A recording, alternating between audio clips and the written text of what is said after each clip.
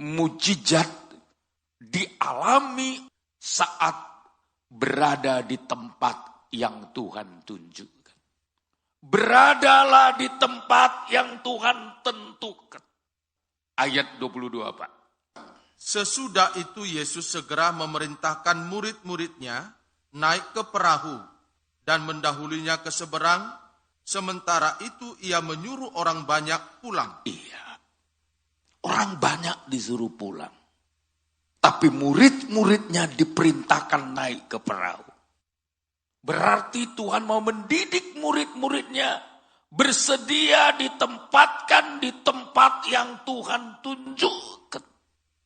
Ini yang pertama.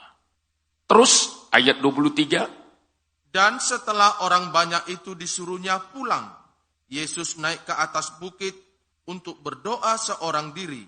Ketika hari sudah malam, ia sendirian di situ. Terus perahu murid-muridnya sudah beberapa mil jauhnya dari pantai dan diombang-ambingkan gelombang karena angin sakal. Iya. Sekarang terjadi persoalan. Tuhan menyuruh murid-muridnya naik ke perahu. Tuhan tempatkan murid-muridnya berada di perahu. Tapi anehnya, Tuhan yang tempatkan kok terjadi masalah. Gelom, seringkali kan kita nggak sadar.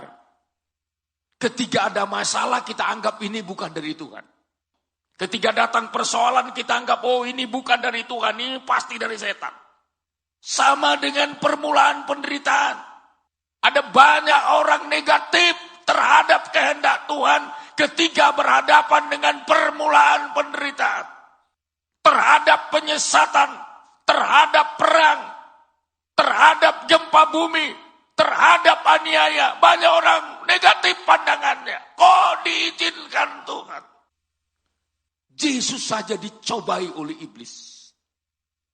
Bahkan Alkitab mencatat dalam Matius pasal 4. Yesus dibawa oleh roh ke padang gurun untuk dicobai.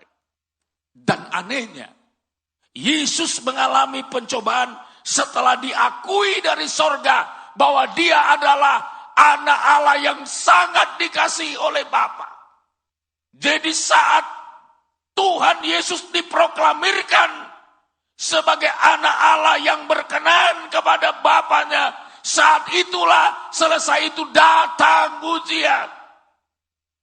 Jadi seringkali orang Kristen berkata, saya sudah ikut Tuhan, saya sudah melayani Tuhan, saya sudah percaya sama Tuhan, kok datang pencobaan? Kan banyak begitu loh. Sehingga karena tidak mengerti kenapa pencobaan datang, kenapa ujian datang, seringkali bersungut-sungut. Kalau ku tahu begini ikut Tuhan, saya tidak ikut Tuhan. Kalau ku tahu ada banyak pencobaan, ada banyak penderitaan, saya tidak mau ikut Yesus.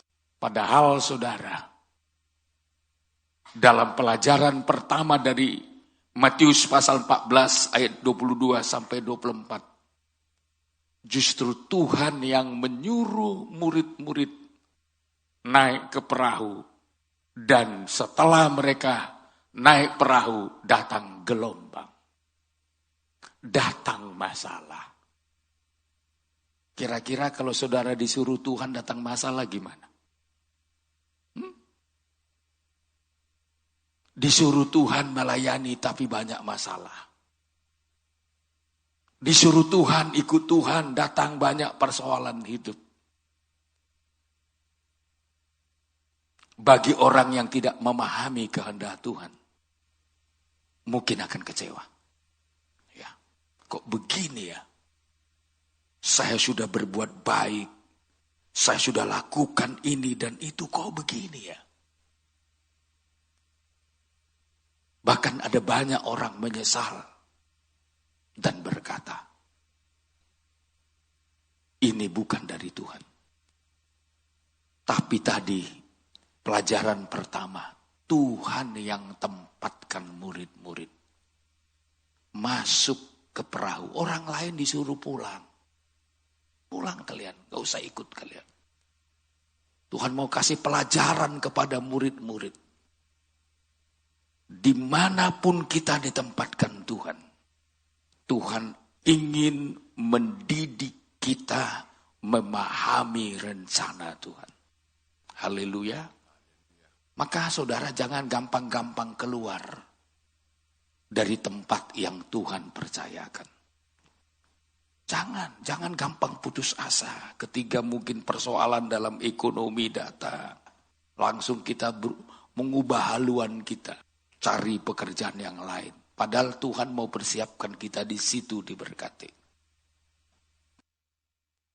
Pelajaran pertama, Tuhan yang menentukan di mana hidup kita diproses. Tentu lewat penderitaan lah, lewat gelombang lah, lewat masalah lah. Tuhan mau menunjukkan kepada kita, ternyata Tuhan sanggup mengatasi semua gelombang kalau itu atas kehendak Tuhan. Oleh sebab itu saudara, pelajaran pertama ini sangat penting. Tujuan Tuhan, Tuhan ingin mengubah murid-muridnya. Tujuan Tuhan, dia ingin mengubah Petrus. Kenapa perlu diubahkan? Supaya kelak Petrus terus memperhatikan firman Tuhan. Maka tidak salah kalau Petrus menulis dalam 2 Petrus pasal 1 ayat 19. Setelah sekian lama Petrus melayani, dia tulis surat supaya gereja Tuhan memperhatikan firman Tuhan. 2 Petrus 1 ayat 19, silakan Pak. Ayat 19. Ya. Dengan demikian kami makin diteguhkan oleh firman yang telah disampaikan oleh para nabi. Alangkah baiknya kalau kamu memperhatikannya, sama seperti memperhatikan pelita yang bercahaya di tempat yang gelap, sampai fajar menyingsing dan bintang timur terbit bersinar di dalam hatimu. Iya. Jadi Petrus menghimbau supaya gereja Tuhan memperhatikan firman Tuhan. Jadi kalau kita memperhatikan firman Tuhan, walaupun kita ditempatkan di tempat yang tidak enak bagi daging, tapi enak bagi roh, supaya kita dibaharui oleh Tuhan. Ini pelajaran pertama saudaraku.